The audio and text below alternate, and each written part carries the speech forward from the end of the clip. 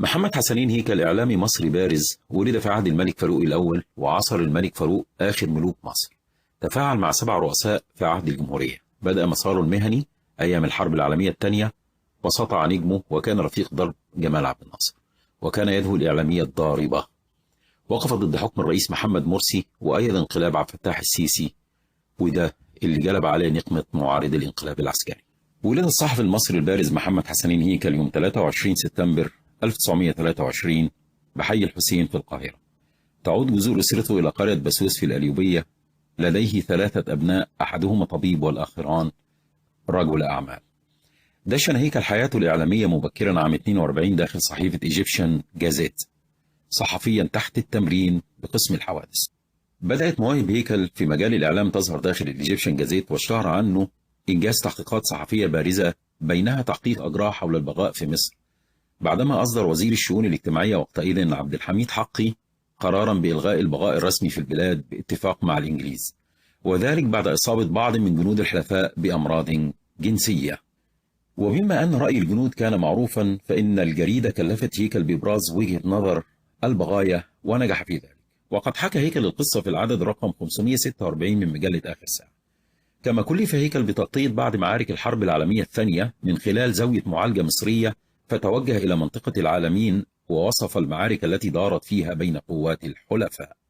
وتتالت التغطيات التي نشرها هيكل في الجريدة التي كان يعمل بها، مما جعل الإعلام المصري الشهير محمد التبعي رئيس تحرير آخر ساعة وقتها يقترح عليه الانتقال للعمل معه فيها عام 1944، قبل أن يشتريها لاحقا مصطفى وعلي أمين مؤسسة أخبار اليوم.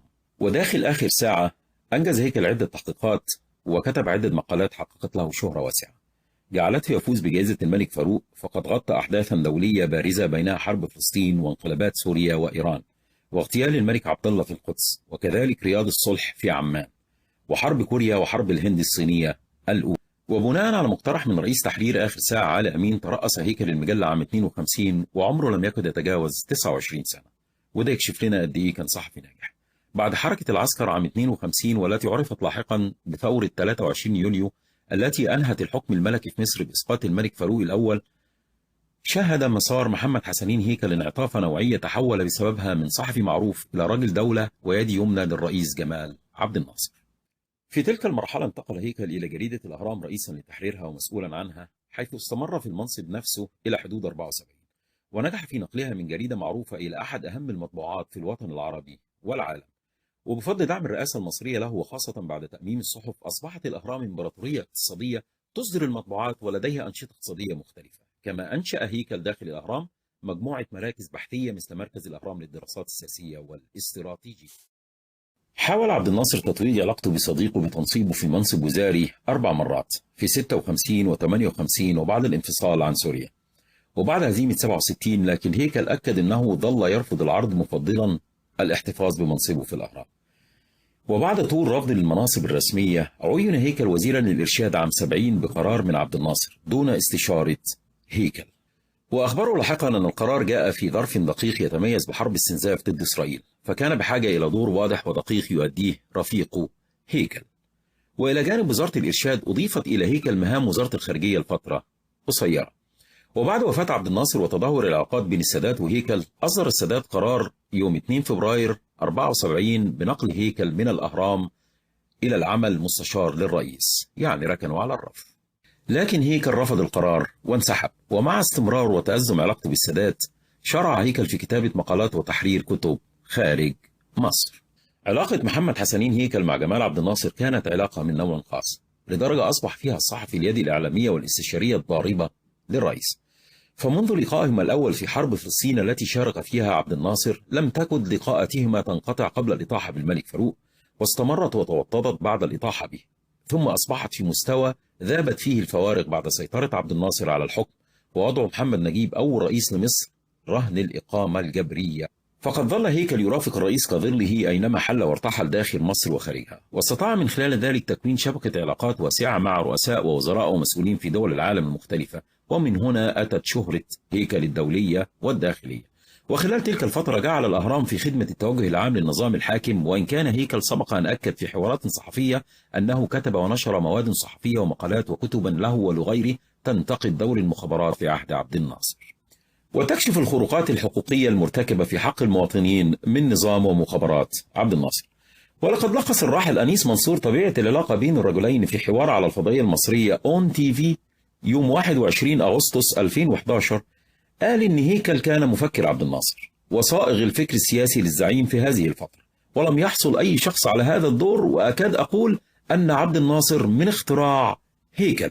غير أن العلاقة بين الرئيس الجديد وهيكل سائد بشكل واضح بعد انتهاء حرب 73، وبلغت ذروتها عام 74 بنقل هيكل من الأهرام إلى الرئاسة كما ذكرنا سلفا، وهو ما اعتذر عنه هيكل. وفي عام 78 سحب منه جواز سفره ومنع من مغادرة مصر، وحول إلى التحقيق بناء على لائحة قدمها وزير الداخلية آنذاك النبوي إسماعيل، وبدأ معه التحقيق بتهمة نشر مقالات تسيء إلى مصر.